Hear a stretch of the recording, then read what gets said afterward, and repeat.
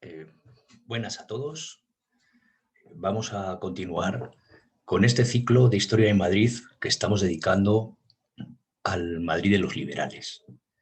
Y fijaros, una vez que se consolida el régimen liberal y Madrid inicia su andadura como capital del Estado, hubo una gran inquietud por parte de las autoridades por hacer de esta ciudad una capital simbólica, representativa y monumental de lo que esperaban que fuera aquel nuevo Estado liberal.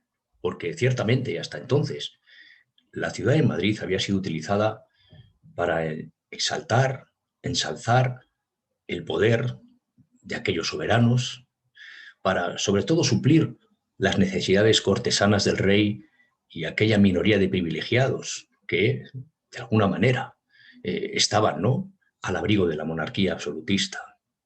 Por lo tanto, durante las décadas centrales del siglo XIX se hicieron importantes reformas en la ciudad de Madrid. Reformas que afectarían a su propio corazón, como fue la Puerta del Sol. O, por ejemplo, se siguieron sacando afuera de la ciudad los cementerios con esa política de higiene y sanidad pública ya iniciada por José Bonaparte. O se siguieron abriendo plazas a tenor de los procesos desamortizadores. O, por ejemplo, se realizaría la primera operación de cirugía urbana, la apertura de la calle Bailén. Surgirían también nuevos barrios, producto también de la exclaustración de importantes conventos de la periferia, como el de Santa Bárbara o posteriormente el de las Salesas Reales. En fin, se hicieron muchísimas reformas, que harto difícil sería contarlas todas, ¿no?, en este rato que voy a compartir con vosotros, pero que de alguna manera, ilustrando lo que fue la reforma de la Puerta del Sol y la apertura de la calle Bailén, nos bastan como ejemplos para entender lo que querían hacer los liberales con esta ciudad de Madrid, que era sobre todo hacerla un rompeolas de todas las Españas, una ciudad simbólica de todos los españoles, una moderna capital del Estado. En la reforma de la Puerta del Sol se pretendía reformar la ciudad de Madrid, pero en su propio corazón. Todavía hoy, cuando vamos a la Puerta del Sol, nos encontramos con una realidad que es indiscutible. El pulso de esa ciudad, ¿no?, el ritmo, las gentes que la frecuentan, su carácter comercial, cosmopolita, todavía hoy se percibe en la Puerta del Sol, ¿verdad? Y entonces también, lo que pasa es que la antigua Puerta del Sol, más que una plaza, se parecía al ensancho de una calle. El ensancho de una calle alargado, que por sus dos flancos, además, le penetraban dos grandes ejes viarios. Por eso decimos los historiadores que conocemos un poco el urbanismo, que esta plaza alargada, como un ensancho, tenía un fuerte carácter vivial, puesto que le entraban por sus dos lados, como bien sabéis, las calles Mayor, las calles del Arenal y por el otro lado las tradicionales carreras, la calle de Alcalá y la carrera de San Jerónimo. El caserío, pues tampoco era un caserío muy simbólico, muy monumental, era más bien desordenado, con entrantes, con salientes, de tal manera que tan solo destacaban en esta plaza pues algunas construcciones, sobre todo de instituciones, como por ejemplo el Hospital del Buen Suceso, el Hospital de Corte, que realmente transformó en un gran hospital el emperador Carlos V allá por 1529, porque su origen había sido mucho más sencillo y también un poco terrible. Aquí surgió ya en 1439 un hospital de pestosos por orden del rey Juan II de Castilla, que los reyes católicos transformaron en Real Hospital de San Andrés cuando iniciaron la Guerra de Granada, pero que luego el emperador Carlos V, como visitaba frecuentemente la ciudad de Madrid y mandó ampliar su alcázar, pues precisó que este hospital fuera para atender a los criados del rey, lo que de alguna manera también preludiaba la importancia que para los Habsburgo estaba tomando esta ciudad de Madrid. También destacaba la Real Casa del Correo, cuyo origen se remonta al reinado de Fernando VI, pues fue Ventura Rodríguez quien nos hizo el solar con apertura de la calle trasera de San Ricardo, para que luego durante el reinado de Carlos III, Jaime Márquez terminara de construir en 1768 este edificio destinado a la administración de los correos de la monarquía. Edificio importante que en esta época de los liberales, desde el año 1848, acogía el Ministerio de la Gobernación, uno de los ministerios más importantes, ¿verdad? Y efectivamente, fijaros, fue la necesidad de estar aquí, ese Ministerio de la Gobernación, lo que de alguna manera iba a alentar la reforma de esta plaza. Una plaza que sin duda ya había empezado a modernizarse. ¿Por qué? Porque también en este lugar, en la embocadura con la calle Mayor, se encontraba un antiguo monasterio. Ese monasterio fue fundado por Felipe II, siendo príncipe de Asturias, el año 1547, pero ese monasterio de San Felipe el Real de Agustinos fue desamortizado por los decretos de Mendizábal y derribado el año 1838. El solar fue comprado por Santiago Alonso Cordero, que era el mayor contribuyente de la ciudad de Madrid, un arriero de Astorga, un hombre que, bueno, pues tuvo que montar una leyenda para que al comprar estos bienes desamortizados pues no fueran excomulgados por la Iglesia. Por eso se contaban pues estas tonterías, estos cuentos de que a este hombre le tocó la lotería y claro, como el Estado no tenía con qué pagarle porque estaba metido en la guerra carlista, pues le regaló un solar, ¿no? Claro, y quien tiene un solar en Madrid pues tiene un tesoro, es verdad, porque con la llegada de los liberales y la desamortización, la especulación inmobiliaria, el vivir de las rentas inmobiliarias se convirtió en un fin para aquella incipiente burguesía. Santiago Alonso Cordero era el mayor contribuyente, un hombre rico, compró esto a través de testaferros, como hicieron la mayoría de los que compraron bienes desamortizados, y efectivamente se dedicó a vivir de las rentas inmobiliarias también. Por eso Juan José Sánchez Pescador, entre el año 1842 y el año 1845, construyó el primer edificio de viviendas contemporáneo de la ciudad de Madrid y curiosamente se asomaba a la Plaza de la Puerta del Sol, aquella vieja Plaza de la Puerta del Sol, que como digo, con este edificio de Sánchez Pescador, la plaza se empezaba a modernizar. Pero fue realmente la presencia del Ministerio de la Gobernación en la Real Casa del Correo lo que iba a alentar la reforma de esta plaza. Una plaza que había tenido su origen tras el derribo de la Puerta del Sol, que perteneció a aquella cerca fiscal del rey Enrique IV, construida a partir de 1463, cuando a Madrid se le dio ese privilegio de mercado franco, de poder hacer su feria, y cuando tomó importancia la celebración de esos mercados en la Plaza Larrabal, hoy Plaza Mayor. Era, por tanto, un lugar de encrucijada.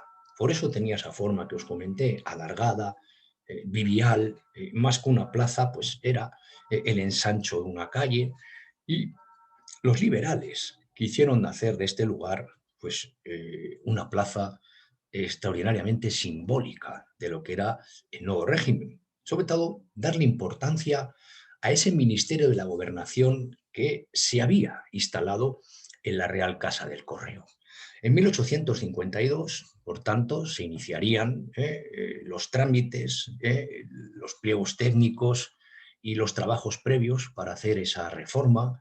Se creó incluso pues, una junta consultiva para la reforma de la Puerta del Sol, pero fijaros, las grandes dificultades que entrañaba hacer esta plaza, sobre todo, derivaban de que al intervenir en una zona antigua, de origen medieval, donde había una alta concentración, una densidad de población y de caserío, pues implicaba derribos, costosos trámites de expropiación, indemnizaciones, y entonces, fijaros, esto dificultaba muchísimo las cosas. No penséis que había un marco jurídico, un marco legal previamente establecido para acometer con facilidad este tipo de reformas. Por lo tanto, al final fue directamente el Gobierno Civil de Madrid el que encargaría el proyecto definitivo de reforma de esta plaza, en el cual sabemos que participó el ingeniero Lucio del Valle con otros ingenieros llamados Morer y Rivera.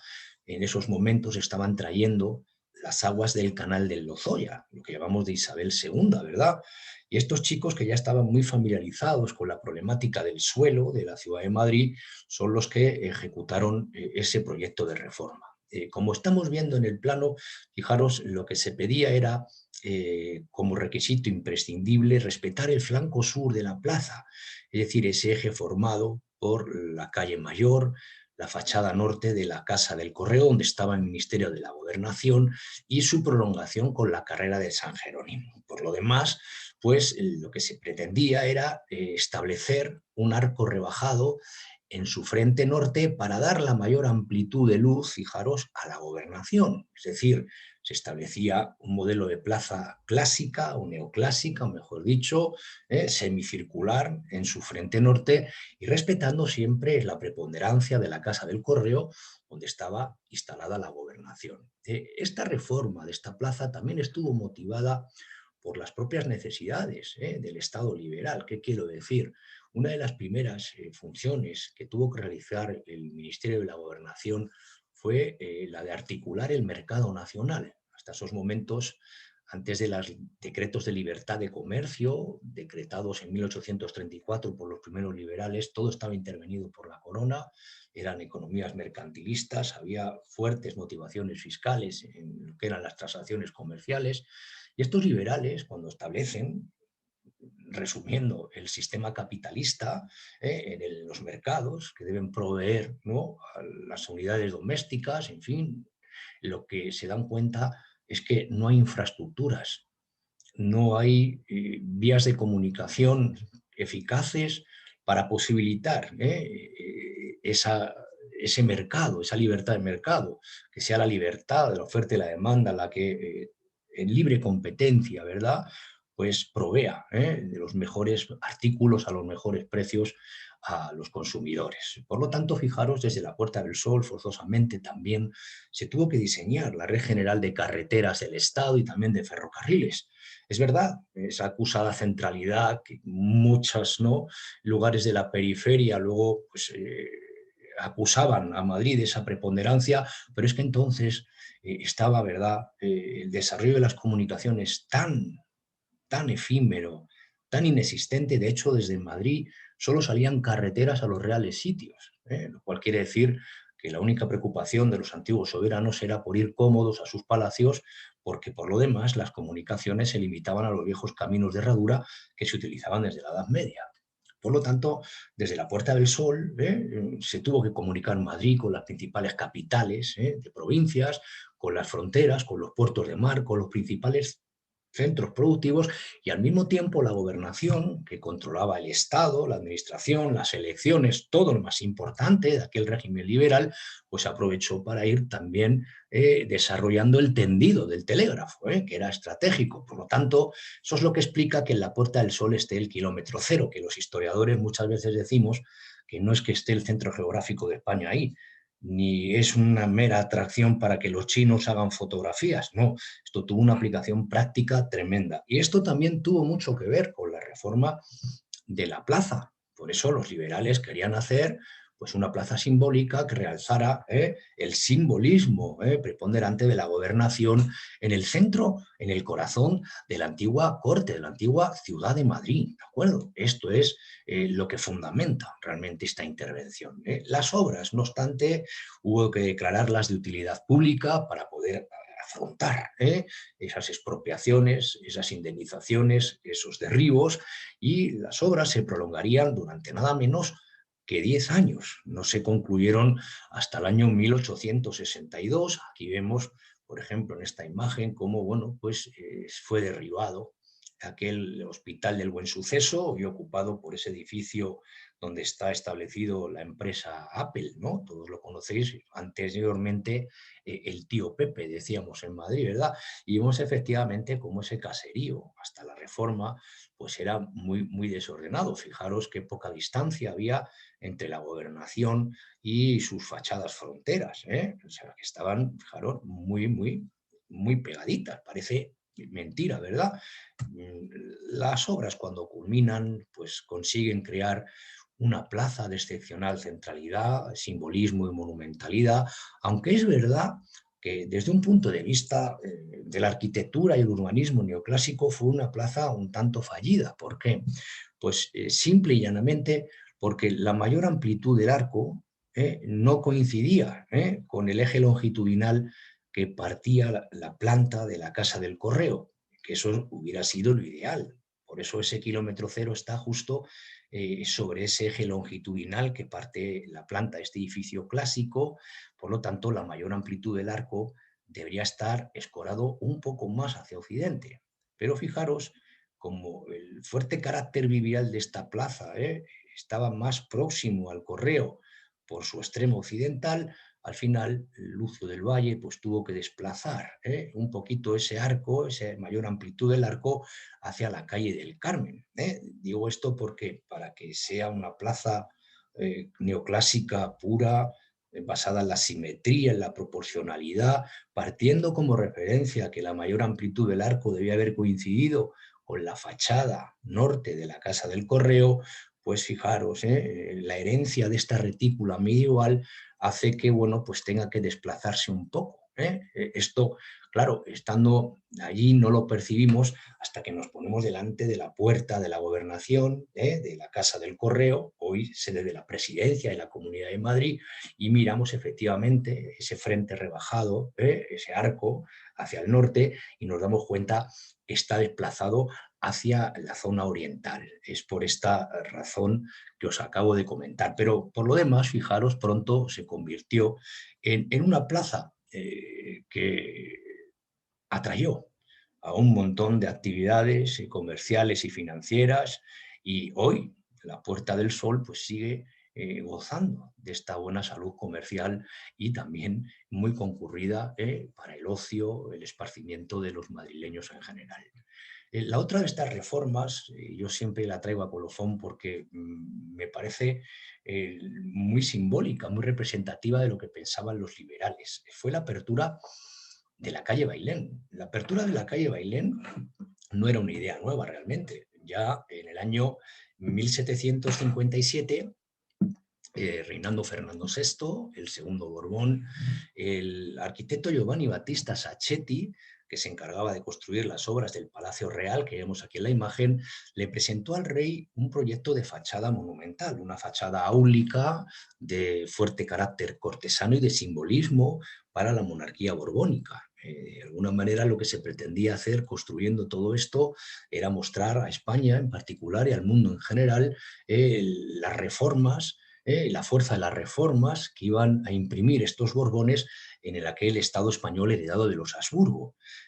Por eso, junto a aquel palacio que ya se había empezado a construir con el padre de Fernando VI, Felipe V, el primer Borbón, pues en estos momentos Giovanni Battista Sacchetti pues, plantea la necesidad de articular frente a la fachada sur del palacio, que era la principal y es la principal, pues una plaza de armas, también que conectara con una colosal catedral y con un gran viaducto que sirviera para salvaguardar el desnivel de la antigua calle de Segovia, que como bien sabéis, por estas latitudes, pues presenta unas vaguadas muy profundas. De hecho, la calle de Segovia fue el lecho de un antiguo arroyo, el arroyo de las Fuentes de San Pedro, ¿verdad?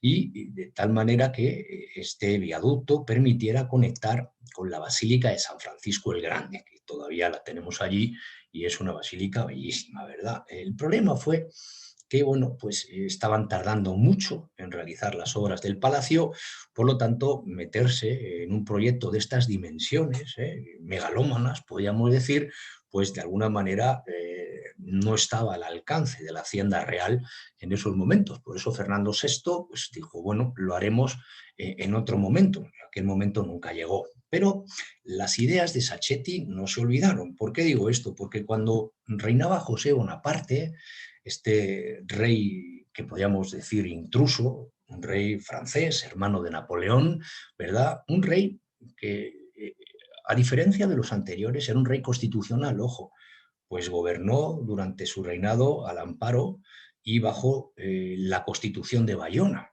O sea, fue aprobada esta Constitución el 7 de julio del año de 1808, una especie de constitución otorgada por Napoleón, pero a fin de cuentas una constitución donde había división de poderes, sí, donde se abolían los privilegios de los estamentos tradicionales de poder, donde había derechos y obligaciones fundamentales recogidos, donde se trató de introducir el Código Civil, importantísimo, Y fijaros, José lo que hace es de alguna manera es utilizar el urbanismo para dar a conocer, particularmente a Madrid, generalmente a toda España, que él es un rey diferente, un rey que se abre a su pueblo y también se abre a la voluntad de su pueblo. ¿Por qué digo esto? Porque mirar, en 1809 el arquitecto Silvestre Pérez recuperó aquel viejo proyecto de Sacchetti, pero en este caso no se trataba de recrear una fachada áulica, simbólica del reformismo borbónico, sino fijaros, lo que pretendía Silvestre era conectar a José, que vivía en el Palacio Real de Madrid, con la voluntad del pueblo. Cuando digo la voluntad del pueblo me refiero a que el rey José quería que fuera establecida en la Basílica de San Francisco el Grande la Asamblea Nacional, es decir, a imagen y semejanza del Estado francés, poner en San Francisco el Grande la sede del poder legislativo. El poder legislativo es el que hace las leyes emanan de la soberanía del pueblo. Por lo tanto, fijaros qué idea tan radicalmente moderna en estos momentos era conectar la voluntad del pueblo con su rey, porque el rey era el que de alguna manera garantizaba la ejecución, el cumplimiento de esas leyes que emanaban del pueblo. Esto era un concepto muy revolucionario. No hay que olvidar que José, hermano de Napoleón, había participado en la Revolución Francesa. Él era doctor en leyes y no bebía. Mucha gente cree que bebía, que era un borracho, le llamaban el Pepe Botella, y esto es todo propaganda de guerra, esto no se ajusta a la realidad de la historia. Lo que él quería era utilizar este eje viario para decirle a todos los españoles que esto ya no era la ciudad ideal de un rey, ni la corte, desde la cual bueno, se suplían todas las necesidades de los privilegiados. Por eso también, frente a la fachada oriental de su casa, él creó también una plaza para conectar incluso con la Puerta del Sol, el propio corazón. Esa plaza dará lugar luego a la Plaza Oriente, fijaros. Concepto muy distinto al que habían utilizado Austrias y Borbones, que siempre habían pretendido aislar su real sitio del Alcázar o el Palacio Real del resto del tejido urbano. El problema fue que, claro, en la Guerra de la Independencia se llevaba todo el dinero posible, y al final todo esto quedó pues, en algunos derribos que se hicieron, sí, junto al palacio, en algunas otras zonas como la Plaza de Ramales, pero quedó en el cajón, como el de Sacchetti, el proyecto. Vemos aquí cómo era ese viaducto. Incluso vemos unas maquetas que por la importancia que tenía este proyecto, pues han hecho en el Museo Municipal de Historia de la calle Fuencarral, donde efectivamente vemos ese sentido político que le quería dar Silvestre Pérez a este espacio, y de alguna manera se recuperaba la idea de las viejas polis griegas, de las acrópolis, que era donde tenía lugar, donde tenía sentido la vida de ese hombre, de esa mujer, pero como seres sociales y políticos. Y vemos que todo este tipo de plazas de fuerte sabor clásico pues nos recordaban, ¿no?, a esas acrópolis. Esto, por desgracia, no se hace en España, pero se hace en otros lugares del mundo. En 1812, un ingeniero militar francés llamado L'Enfant une el Capitolio con la Casa Blanca, en la capital federal de los Estados Unidos de Norteamérica. Y todavía hoy, debajo de estos obeliscos, que también aquí habían sido proyectados por Silvestre Pérez, es elegido cada 4 años el presidente de los Estados Unidos de Norteamérica. De alguna manera, esto era lo que quería hacer José, pero el retorno de Fernando VII, ¿verdad?, pues impidió la materialización, ¿no?, de esta gran reforma, y volvimos, ¿no?, a aquellas premisas de corte, de necesidades del rey. Se desvaneció el sentido de la utilidad pública, del interés general, que es lo que buscaban con la llegada de José a Madrid, no precisamente los franceses, sino esa minoría de españoles entusiastas de poder cambiar las cosas con la llegada de este rey intruso, más favorable a estas ideas liberales, revolucionarias, ¿verdad? Hubo que esperar, no obstante, al año 1861 para que, por acuerdo pleno del Ayuntamiento de Madrid, por fin se produjera la apertura de la calle Bailén, chicos. Y la calle Bailén, fijaros cómo dirían estos chicos en el ayuntamiento, se abrió atendiendo a la pública viabilidad y a los intereses generales de Madrid. Es decir, ya no se trataba de hacer ni concesiones a proyectos no faraónicos, monárquicos, ni tampoco revolucionarios como los de José. De hecho, la calle de Bailén, cuando se abre por encima del palacio. ¿Veis aquí el palacio? Y igualmente de San Francisco el Grande. Antes los proyectos de Sacchetti y de Silvestre Pérez partían de la fachada sur e iban hacia San Francisco el Grande de una manera más directa. Ahora, como no había que hacer concesiones a la corona, ni al clero, ni a revolucionarios, ni a proyectos megalómanos, la calle Bailén partió, fijaros, desde la Plaza de Oriente. Pero la verdad es que esta calle Bailén también iba a servir para fomentar la especulación inmobiliaria. ¿Por qué digo esto? Porque si os dais cuenta, el trazado de la calle Bailén se sobreponía con indiferencia sobre buena parte del caserío que se había conformado en esta parte de la ciudad, ojo, entre el siglo IX y el siglo XV. Estamos hablando de una retícula de origen medieval. Y ese trazado, fijaros, también se llevaba por delante nada menos que la parroquia más antigua de la ciudad de Madrid, Santa María la Real de la Almudaina o de la Almudena, que antes de ser parroquia incluso fue la mezquita mayor de Madrid desde época de Abderramán III. Hablamos de comienzos del siglo X. Por lo tanto, estamos hablando de que esto es pública viabilidad, intereses generales de Madrid. Llevaba, lógicamente, aparejada esta apertura de la calle Bailén, que había que destruir caserío y calles, por eso decimos operación de cirugía urbana, que la primera no fue la Gran Vía, como han dicho en alguna otra ocasión, no, la primera fue esta calle de Bailén. Pues conllevaba la construcción de un viaducto, lógicamente, para salvaguardar ese desnivel de la calle de Segovia, ¿verdad? Y ese viaducto lo hizo un ingeniero llamado Eugenio Barrón de los años de 1872 y 1874, un imponente viaducto hecho en arquitectura de hierro, porque entonces la arquitectura de hierro fue importantísima para permitir el desarrollo, la modernización del país, pensar en grandes centros fabriles, mercados higiénicos, cabeceras de estaciones, puentes. El hierro permitía recos de luz, soportes muy ligeros, más baratos, resistentes y que permitían, fijaros, pues todo este tipo de cosas, no solo en Madrid, en España, sino en toda la Europa o el mundo desarrollado industrial de entonces. Este viaducto estuvo de pie hasta los años 30, que fue reemplazado por uno proyectado por el arquitecto municipal Francisco Javier Ferrero y los ingenieros Aracil y Aldaz, pero fijaros, soportaba en su momento hasta el paso de dos tranvías a la vez. La calle de Bailén se terminó el año 1883 y por desgracia, como os dije, pues bueno, se derribó pues una parte importante del caserío entre el que se encontraba pues esta iglesia parroquial de Santa María de la Almudena, lo que luego motivaría, ya reinando Alfonso XII, su reconstrucción en la Plaza de la Armería, pero que acabaría convirtiéndose en Catedral de la Almudena. Aquí vemos pues la imagen de esta iglesia, de las pocas que conservamos, en ese momento previo a ser derribada. Lo vemos que está vallada, ¿verdad? Y bueno, pues esto era una costumbre del ayuntamiento de inmortalizar con fotografías los edificios que estaban en trance de desaparecer. Una auténtica lástima. Bueno, pública viabilidad, intereses generales de Madrid, como dirían estos chicos, también por esa pública viabilidad, pues bueno, llegaron a derribar entre la época de Bonaparte y Mendizábal cerca de 50 conventos. Por lo tanto, bueno, esto es lo que se entendía por modernidad, por progreso. Por eso digo, hay que tener cuidado siempre con estos conceptos de la pública viabilidad, ¿verdad?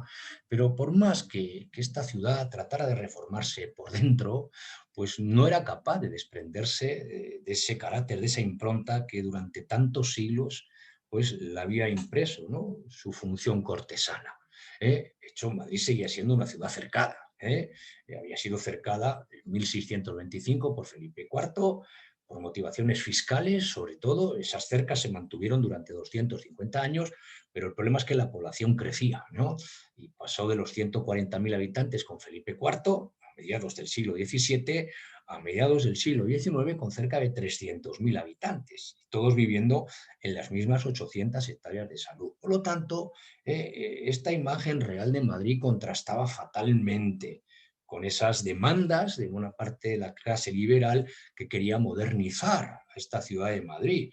Una ciudad de Madrid que por estas circunstancias presentaba pues, grandes problemas higiénicos y sanitarios por la falta de espacio para edificar. Prueba de ello fueron 3 grandes epidemias de cólera que sufrió esta ciudad de Madrid en la primera mitad del siglo XIX.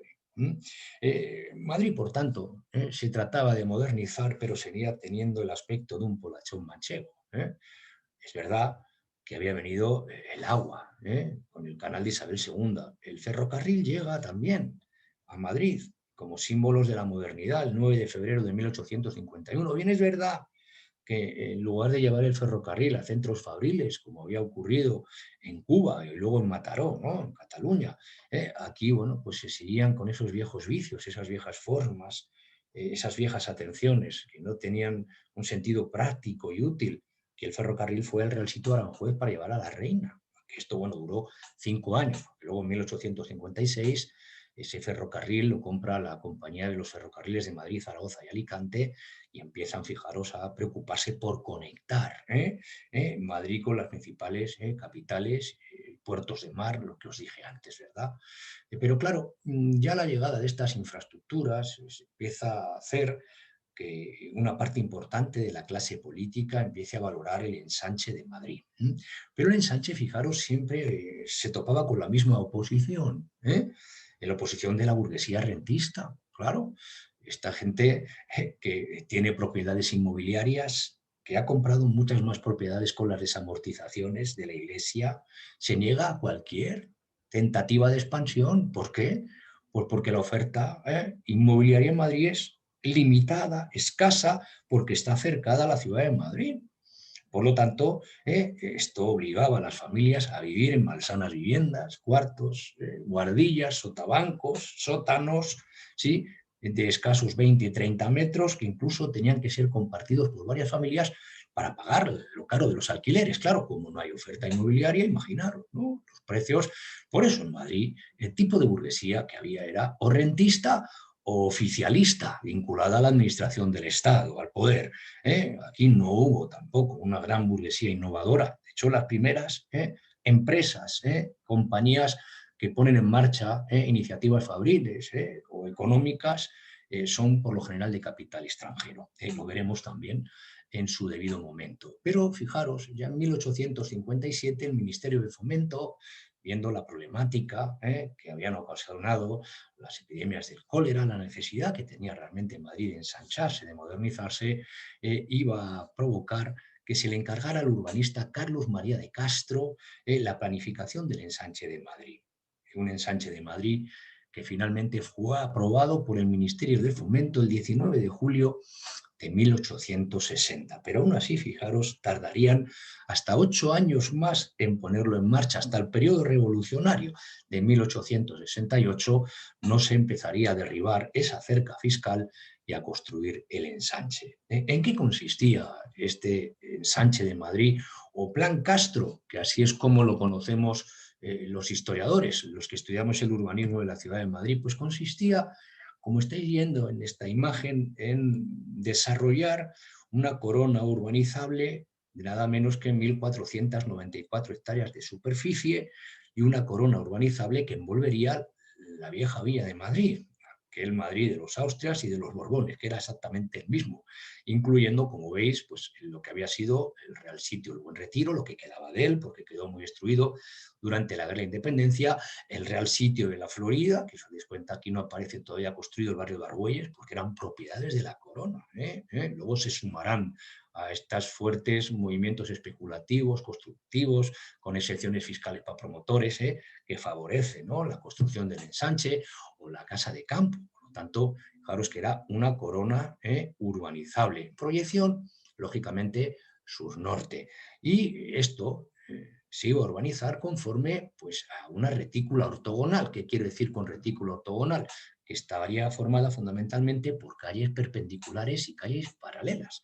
donde intersectan estas calles perpendiculares y paralelas, pues generan, digamos, módulos de urbanización, normalmente polígonos rectangulares o cuadrados, las célebres manzanas regulares. Por eso decimos retícula ortogonal, o también se les conoce como retículas hipodámicas o ciudades hipodámicas, porque fue Hipódamo de Mileto el que empezó a poner muy de moda ya en la Grecia antigua este tipo de desarrollos urbanos. El ensanche de Madrid, fijaros, no es muy complicado de contar, se puede comentar con 6 puntitos muy fáciles para que lo entendáis, pero fijaros, respetaba el crecimiento natural de la ciudad de Madrid. Cuando digo respetaba el crecimiento natural de la ciudad de Madrid, quiere decir que la ciudad de Madrid siempre había venido creciendo de forma natural hacia el este.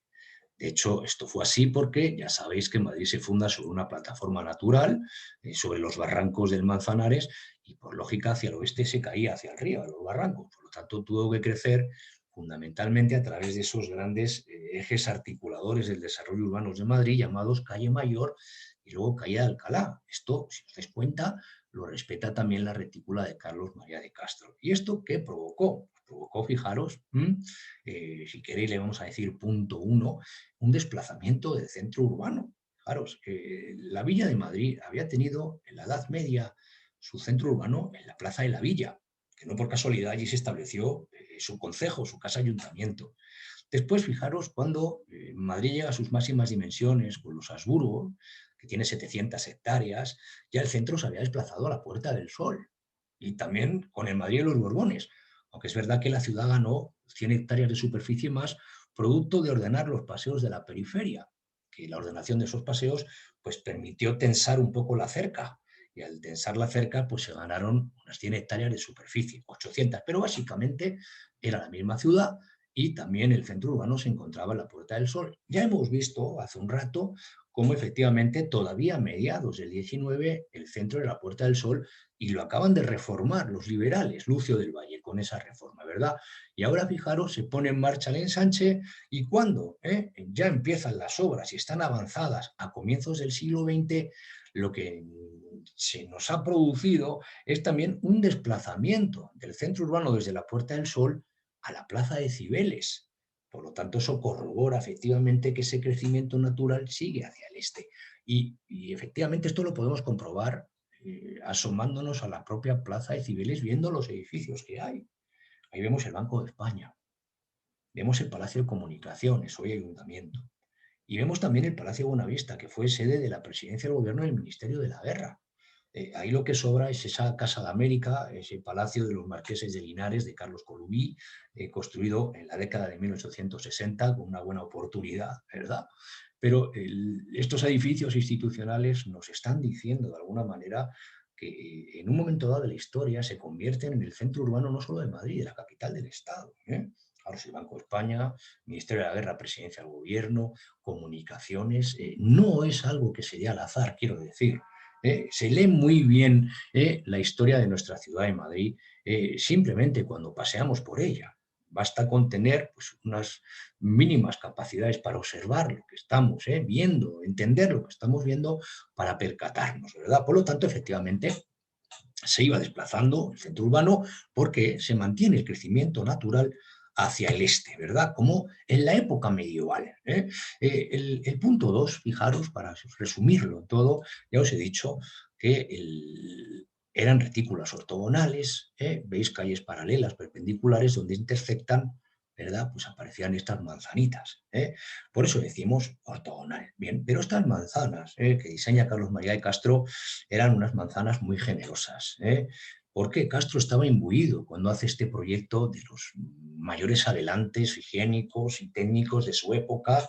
Por eso consideraban que todas tenían que tener patios, luz, ventilación, si fuera posible, para el bienestar, componentes ajardinados, incluso, fijaros, ya no solo por cuestiones estéticas, sino también higiénicas, debían de tener chaflanes en los vértices donde se unían sus lados de cara a la calle, esos chaflanes. El problema fue que a lo largo de los más de 70 años en los que tarda en construirse el ensanche, pues que se fueron perdiendo estas bondades higienistas que diseñó Castro. De hecho, de promedio, las manzanas de casa solo podían alcanzar 4 pisos de altura. El promedio, en la actualidad, en esas 1.494 hectáreas, que fue el ensanche de Castro, pues es de 7 pisos. Y tan solo conservamos los 2 patios originales, en las 2 primeras manzanas de casas de la calle de Serrano, con Alcalá. El resto, pues bueno, ya sabéis, aquí hay una ofensiva tremenda contra el suelo, se utilizan para industrias, almacenes, y garajes, vaquerías, y los chaflanes incluso desaparecieron. Y creerme, esto de los chaflanes, los patios, y la altura era primordial, para la higiene de aquella ciudad, en el contexto en el que se está diseñando y se está construyendo. Luego lo veréis. Bien, es verdad que también estas calles paralelas, ya fueran perpendiculares o paralelas, que generaban esos módulos de urbanización, si permitían también quitarlos, que quiero decir, que permitían también crear grandes espacios públicos o grandes parques. En lugar de hacer manzanas, dejabas huecos y ahí tenías plazas, tenías espacios. De hecho, fijaros qué retícula tan higienista, qué moderna, con qué sentido de que la gente pueda vivir bien en esta ciudad, la diseña Castro. Fijaros, construye o proyecta un gran parque hipódromo detrás de lo que era el Real Sitio del Buen Retiro. No hay que olvidar que todo esto entonces seguía siendo una posesión real, hasta 1868, que será enajenada y pasada al dominio público, ¿verdad? Enajenada de la corona. Y por esta razón, pues, oye, Carlos María de Castro, en la zona trasera, en las calles de Menéndez Pelayo, sí, y su bajada, hasta estas zonas, fijaros, de la Avenida Ciudad de Barcelona y todas estas zonas, pues las iba a convertir en un hipódromo y en un gran parque de la ciudad. Pero 3/4 de lo mismo en la zona norte de la Castellana y de María de Molina, fijaros. Incluso el barrio de Salamanca estaba dotado con más de una quincena de plazas y jardines. ¿Pero qué ocurrió? Pues que al final la especulación inmobiliaria, la presión sobre el suelo hizo que, por ejemplo, en el barrio de Salamanca, donde se habían proyectado sus parques al final de la calle María de Molina y esas más de 15 plazas, se limitaran a una sola plaza, la plaza del Marqués de Salamanca. El Marqués de Salamanca fue uno de sus promotores, de sus especuladores, y fijaros, encima le dedican una plaza. Ni se parece el barrio Salamanca, y mira que siempre ha pasado el barrio Salamanca por modelo urbanizador de ciudades vivibles, de clases medias, ¿no? Pero si la gente supiera realmente cómo se diseñó el barrio Salamanca, diría, madre mía, qué estafa, ¿no? Podríamos decir, ¿no? Bueno, las calles también fueron un elemento importante dentro del ensanche de Carlos María de Castro. Estamos ya en el punto 4, ¿verdad? Y fijaros, proyectó calles enormes. Las más grandes, como veis en la imagen, tenían 30 metros de ancho, las medianas 20, pero las más pequeñas 16 metros. Muy pocas calles en la Villa Vieja, el Casco Viejo, alcanzaban anchuras de 16 metros. Las más pequeñas del ensanche, 16 metros. Y además, estos chicos eran pues, un poco cuadriculados, muy racionalistas, ¿verdad? Y fijaros, distribuían proporcionalmente el espacio de las calles, de la sección de las calles. Por ejemplo, en estas de 30, la mitad más uno de lo que era la sección de la calle se destinaba a lo que era la calzada y el resto proporcionalmente a las 2 aceras. Además, el componente arbolado era importantísimo, porque ya entonces los plátanos, por ejemplo, que se plantan en las ciudades, comen mucho anhídrido carbónico. Pensar en estos momentos, buena parte de toda la industria, el calor de los hogares, la iluminación se hace a gas, el gas se produce quemando hulla y resina, los talleres de la industria todos van a carbón, incluso la primera luz eléctrica que empieza a iluminar los hogares y las calles de Madrid se hacía quemando carbón a través de pequeñas fábricas de electricidad, que todavía conservamos alguna en Mazarredo, o lo que hoy es el CaixaForum, en el Paseo del Prado, que era la antigua central de electricidad del mediodía. Por lo tanto, estos árboles están pensados, además de para hacer bonito y sombra en verano, sobre todo para comer también anhídrido carbónico, que esto es una función importante de los vegetales en la ciudad, ¿no? Una ciudad, como digo, también que se industrializa, ¿verdad? Luego, además, Castro se preocupaba incluso por decir por dónde tenían que ir los peatones y dónde tenían que ir los que iban con velocípedos o los que tenían que ir con paquetes para que no se observaran. Luego ya sabéis que cada uno va por la calle pues, como le da la gana, ¿verdad? Bien, ¿por qué diseñó Castro pues, estas calles tan anchas? Sobre todo estas de 30 metros que coinciden con célebres calles de la retícula como Santa Engracia, Almagro, Bravo Murillo, Serrano, Velázquez, Delicias hacia el sur, aunque ya en paseos que habían sido trazados por Sabatini, pero la anchura que toman son importantísimas. Mirar, esto solo tiene una explicación higienista. Mucha gente piensa que estas calles se diseñan así por el tráfico que había, ¿no? El tráfico entonces era todavía un tráfico de caballos. Y esto tampoco se hace con vocación de futuro, como si Carlos fuera un Julio Verne, no. Esto se hacía para ventilar la retícula, porque Castro sabía que la ciudad de Madrid estaba construida sobre una suave pendiente y lo que quería aprovechar era esos generosos vientos del Guadarrama que al soplar sobre esta ciudad penetraran por estas calles entendidas como corredores de ventilación y esto permitiera sacar todos esos humos, todos esos carbones, esas atmósferas viciadas, oscuras, por este tipo de combustiones y favorecer la limpieza de la ciudad. Por eso las manzanas tenían que ser bajitas, por eso tenían que tener chaflanes en las esquinas, por eso debían de tener patios también, porque todo era coherente. Y por eso Castro decide establecer todo el cinturón ferroviario y la industria en el sur de la ciudad. ¿Por qué? Porque si lo hubiera puesto arriba en el norte, oye, hubiera pasado luego toda la porquería, por el tejido urbano, el tejido residencial. Luego pensar que estas grandes calles tienen esa generosidad higienista, pero hoy las hemos convertido en auténticos, ¿no?, focos de contaminación, de ruido, de humos y de tráfico. En fin, qué importante, ¿no?, este urbanista, ¿verdad? Quizá el punto más regresivo de la retícula de Castro pues fue su delimitación exterior. ¿Qué quiero decir con ello? Mirar, voy a pasar unas imágenes un poco más para atrás para explicarme. El ensanche tenía lógicamente un fin. Se proyecta solo sobre 1.494 hectáreas de superficie. Por lo tanto, hubo que delimitar su extensión, ¿sabéis?, por un foso de segregación. Este foso de segregación fue algo que se tuvo que imponer por, digamos, necesidad municipal. ¿Qué quiero decir? Hasta esos momentos, la ciudad de Madrid estaba cercada. Se entraba a través de puertas. La puerta de Alcalá, la puerta de Toledo, todavía las tenemos ahí, ¿verdad? No eran solo arcos monumentales, eran puertas físicas que controlaban las mercaderías, las transacciones comerciales. Ahora, claro, si se derriba la cerca y se ensancha la ciudad, ¿cómo controlamos esto? ¿No? La fiscalidad.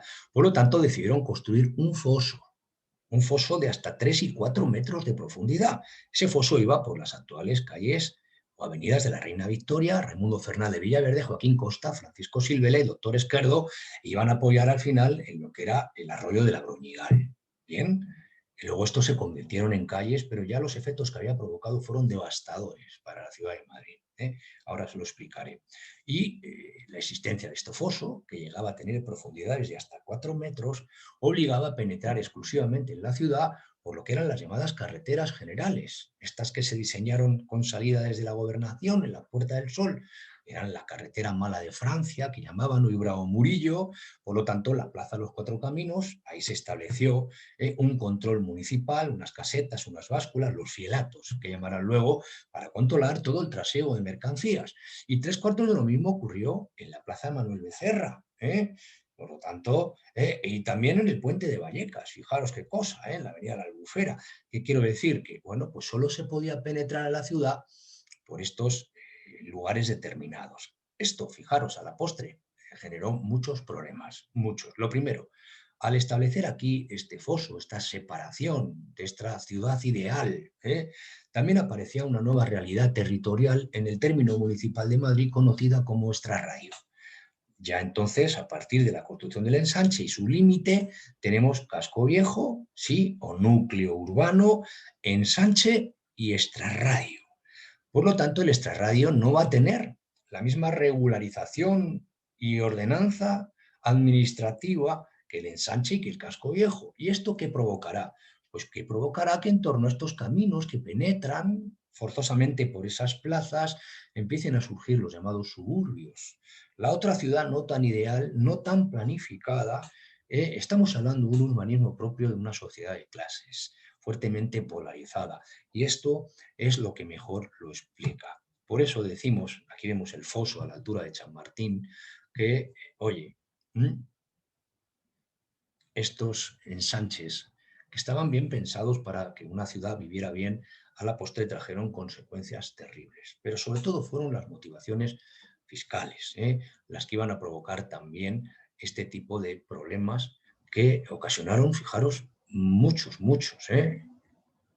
inconvenientes al futuro desarrollo urbano de la ciudad de Madrid y que incluso todavía hoy se padecen. De hecho, estos fosos afortunadamente fueron tapados rápidamente. Esta es la calle Doctor Esquerdo.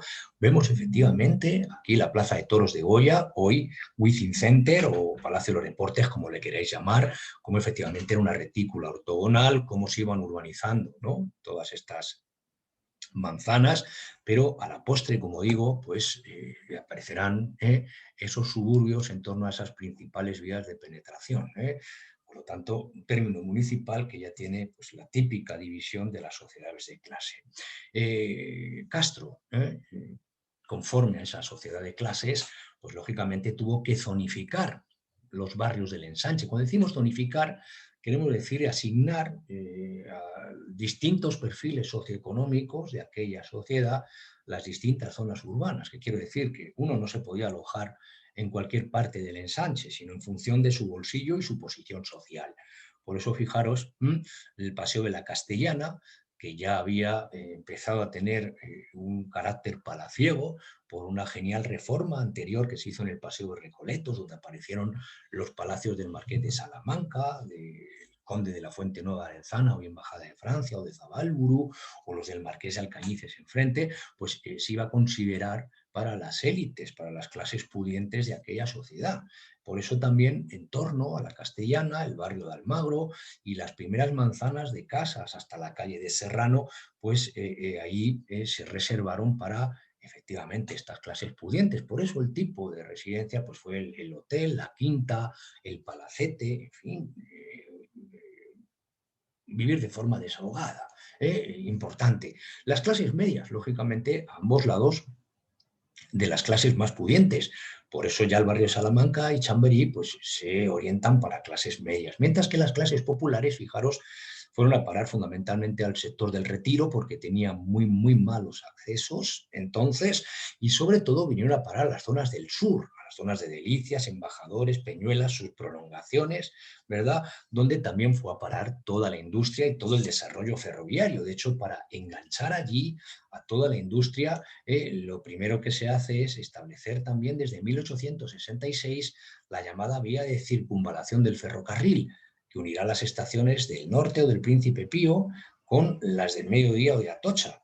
Y fijaros, en torno a esta vía de circunvalación que todavía hoy se utiliza para ir de Atocha a Príncipe Pío, pues se engancharán otras estaciones como las Delicias, las Peñuelas, Imperial, etcétera, etcétera, y con ellas toda la industria. Era una manera de higienizar también la ciudad, como os dije, porque si se hubiera puesto en el norte, pues todo lo malo que generaba la contaminación hubiera luego penetrado por toda la ciudad de Madrid. Luego era más fácil ventilar y tener mejor situada la industria en el sur de la ciudad de Madrid. Otras zonas, como el sector del Vallehermoso, que estaban dominadas también por instituciones militares, cuarteles, como prolongación del Conde Duque, o incluso cementerios. Aquí estaban los cementerios de las parroquias de San Martín, San Ildefonso, San Marcos, San Ginés y San José, o estaba la Patriarcal o el Cementerio General del Norte, hoy Plaza de Arapiles. Pues esto condicionó mucho también el sector del Vallehermoso. De hecho, fue de los últimos que se urbaniza porque no era atractivo. Estaban las fábricas como la de Perfumes Gal, cerveceras, químicas,